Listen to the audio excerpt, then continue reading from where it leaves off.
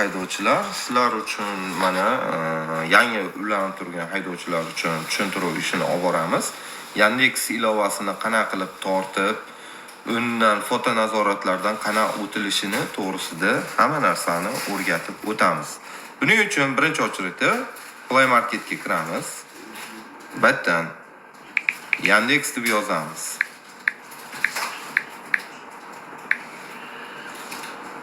Yandex yozdik. Mana Yandex Pro degani bo'ladi. Mana shu Yandex Pro'ni ustanovka qilamiz.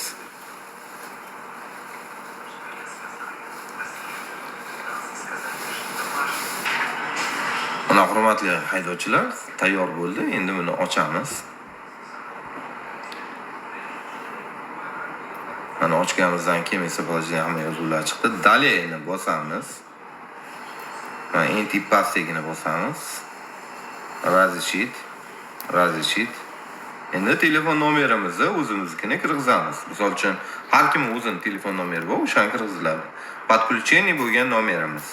Misol uchun meniki mana 91 682 56 66. Bosdik. Kod kelishini kutamiz.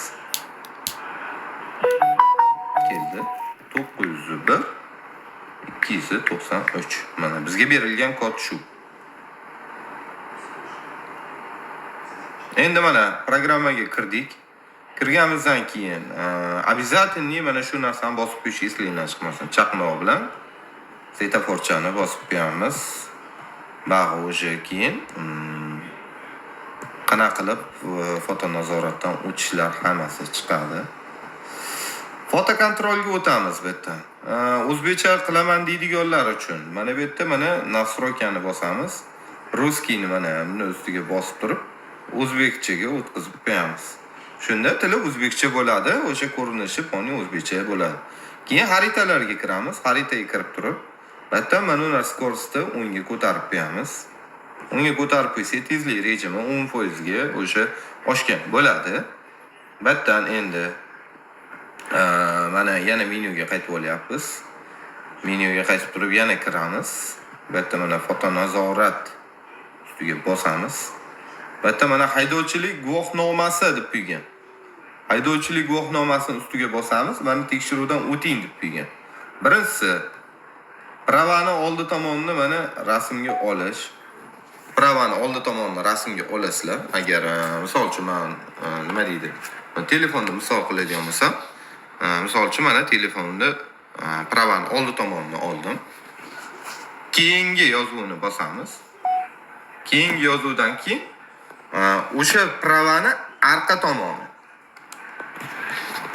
O'zi tipasi ham yozib qo'ygan, arqa tarafini suratga olib, uni ham oldik. Endi keyingisi deyapti, yana keyingisida mana 3 ta narsa, 2 ta narsa chiqyapti. Pravani shu holatda ushlab turib, suratga olish. Shu narsaga katta ahamiyat beringlar, iloji boricha tiniqroq chiqsin. Mana shuni o'zlaring foto suratga olasizlar. Endi menda hozir jicha bitta qo'limda men noqulayman. Mana shu holatda mana foto suratga oling deydi mana. Foto suratga oldik. Xuddi shu nimada davom etasizlar. Pravani foto nazoratdan o'tkazish. Endi buni orqaga qilamiz. Pasport foto nazorati. Обязательно mana shu narsaga katta ahamiyat beringlarki, bitta shaxsni tasdiqlash degani ID plastik kartasi bo'lsa, o'tib tichkan qo'yasizlarda o'tkazaverasizlar. ID pasport bo'lsa. Bu degani, ya'ni pravaga o'xshagan bo'lsa, bunda 3 ta. Bunda ham o'tib pravani qanaqa olgan bo'lsalar, oldisi, uni olishlar bilan keyingini bo'lsalaring, arqa tomonidan keyingisiga o'tsalaring, o'sha ID kartani shu holatda ushlab turib, yanarab suratga olish. Обязательно shunga hushyor bo'linglar. Nimagaki o'tkazish uchun sizlarga qulay bo'lish uchun men tushuntirib o'tyapman. Mana shu narsaga katta ahamiyat berasizlar. Bu ham bo'ldi.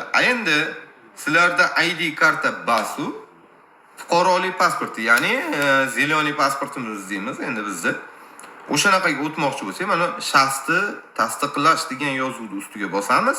Fuqarolik pasporti. Agar bu fuqarolik pasportiga o'tsalaring boshqacha chiqadi. Ikkita surat so'raydi xolos. pasportni umumiy betini ochib turib rasmga olasizlar. Keyingisi pasportni ushlab turib, o'sha ikkita mana ochganligingda mana shu holatda suratga olasizlar. Shu narsaga hushyor bo'lib ahamiyat beramiz. Endi sizlarda u pasportimiz ham yo'q. Faqat Zagran pasportimiz bor. Zagran pasporti mana bu chet elga chiqish pasporti. Mana shuni bossak, bunda ham o'tsalaring bo'laveradi. Qizil pasport orqali ham o'tish imkoniyati mavjud. Bunda ham xuddi o'sha ikkita surat so'raladi. Birinchisida pasport to'liq rasmi, ikkinchisida fuqarolik pasportini shu holatda yana bitta o'sha Zagran pasportimizni ushlab turib suratga olish imkoniyati ham bor. Mana shu narsaga hushyor qilasizlar. Endi dalshiga davom etamiz. Ikkalasidan ham o'tib o'tdik. Mashina hujjatlari fotonazorati degan narsa chiqyapti. Bu chiqqandan keyin bitta birinchi ochritda texpasportni oldi orqa surati zarur bo'ladi. Bu degani o'sha texpasportimizni nima nomer yozilgan tomoni bo'ladi.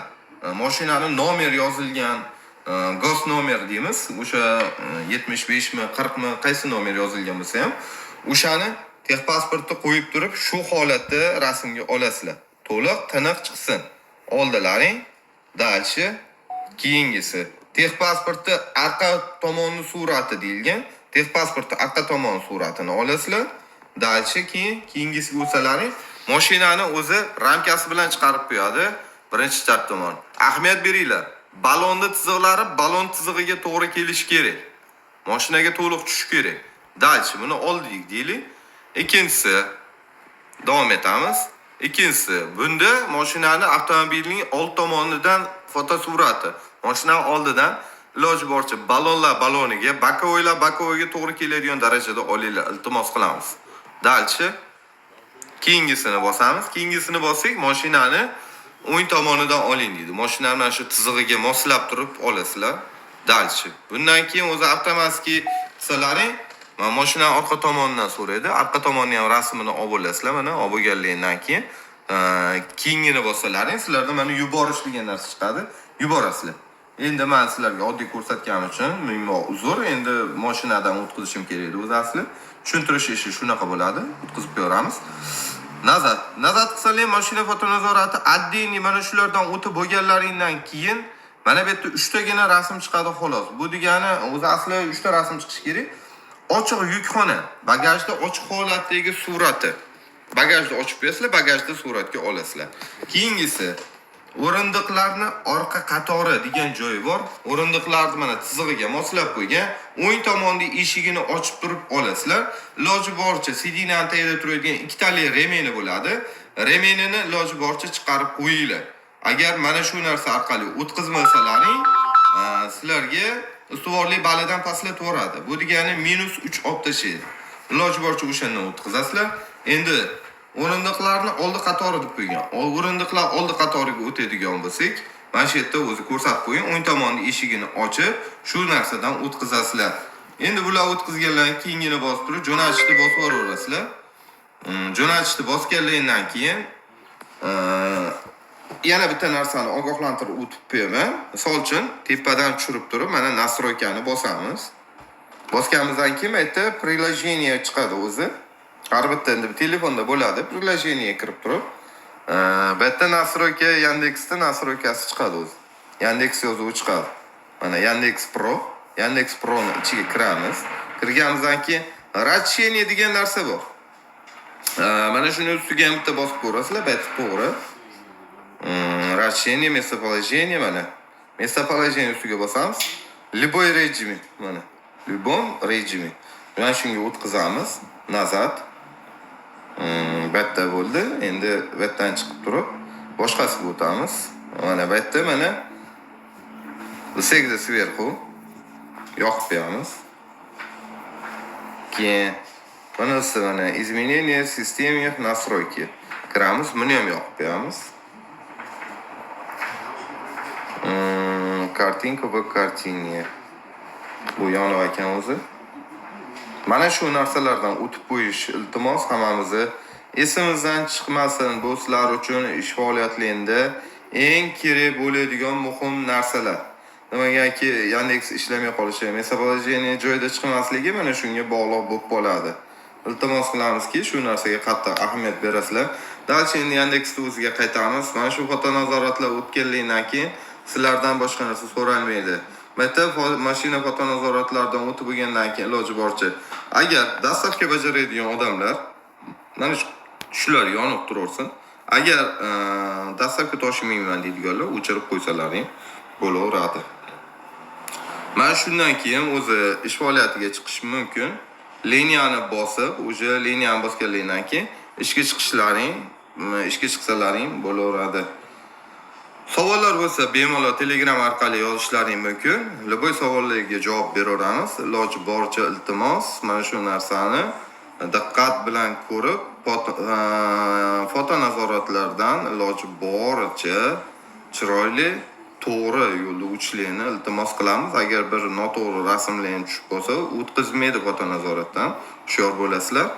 Hammalaringiz uchun rahmat, tinglaganlaringiz uchun rahmat. Ishlaringizga fayz barakot bersin Alloh, ishlaringiz yursin iloyim. Yo'llaring iloyim ravon bo'lsin. Sog' bo'linglar, salomat bo'linglar.